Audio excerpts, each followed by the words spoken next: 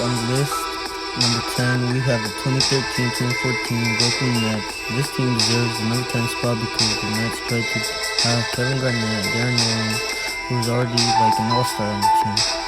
Then the Nets decided to trade its players to the Celtics for some older ones, like around 35 years old.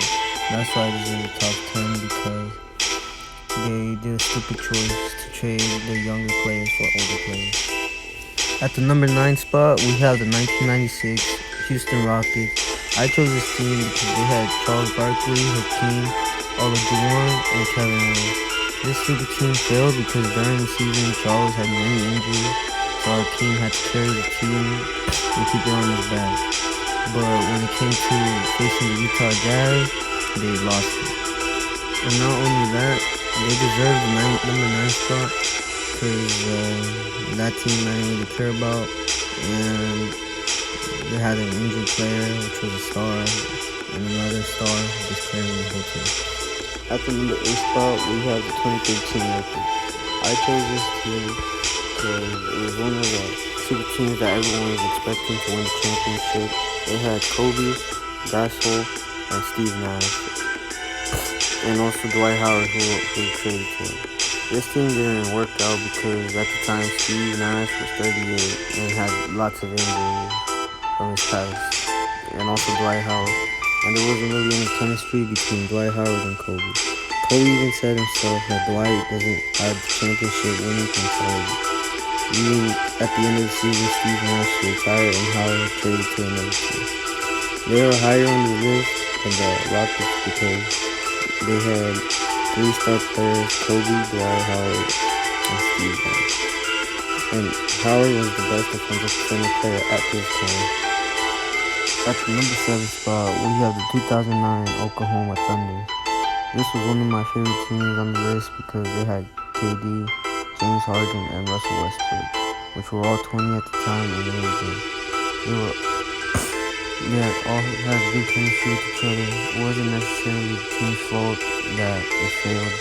More was like the owners because they couldn't keep it together. This is higher on the number 8 list because it wasn't their fault that a team like this disbanded. It was the company. Next, at the number 6 spot, we have the 1994-95 Orlando Magic. This team was nice and popular at the time because of Shaquille O'Neal. The top 3 players of this team were Shaq, Penny Hardaway, and Nick Anderson. This team was considered a failed super team because of some lack of chemistry wasn't there, and they were going good in the Eastern First Seed Conference, but they lost the championships to the Rockets. This deserves the number 6 spot than the number 7 because they didn't have the lack of chemistry, and they still made it to the first conference seed. Middle of the list, at the number 5 spot, we have the 2003-2004 Lakers. I chose this team because it was one of my favorites, with the roster being Shaquille O'Neal, Kobe Bryant, and Gary Payne on the team with also Malone, who were hoping to get rings, but they didn't win the championship. This team failed. There were ups and downs in the season for this team. Injuries that Kobe got and lack of chemistry between him and Shaq. They deserve the number 5 spot and not the number 6 because they weren't as bad as a team because they just had their ups and downs and shit. We're still compared to the Magics, they did worse as a super team. And at the number 4 spot, we have the 2010-2011 Miami Heat, which had LeBron James, Dwayne Wade, and Chris Bosh, which absolutely kind of dominated at this time, but it still failed in a way because they lost to an underdog team in the championships, the Dallas Mavericks. So they have to be on this number 4 spot for losing to an underdog team. Now reaching the top 3 spot, we have the 2010 Clippers. I chose this team because they had Chris Paul, who was in his prime at this time, and another all-star, Blake Griffin, and a dominant center.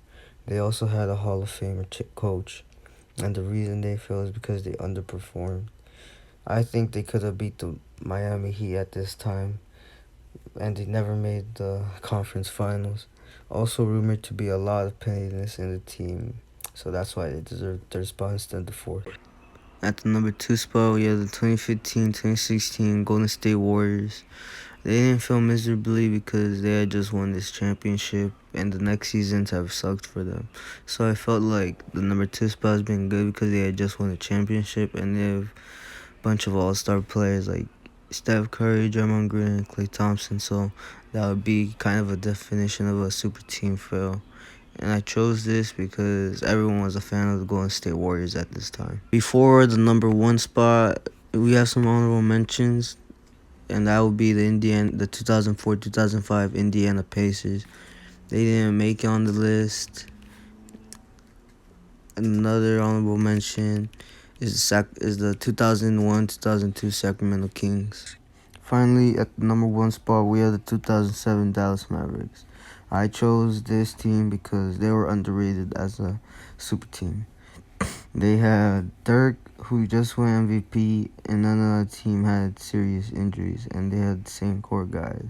They had just won the 2006 championship too, but then when it came to 2000 season, they lost in the first round against the 8th seed Warriors, who were honestly so trash. But the Warriors just capitalized on their weaknesses and had a game plan for Dirk. This team is at the top of the list because they were an underrated team. They didn't have much superstars, but they still felt like a super team to other people.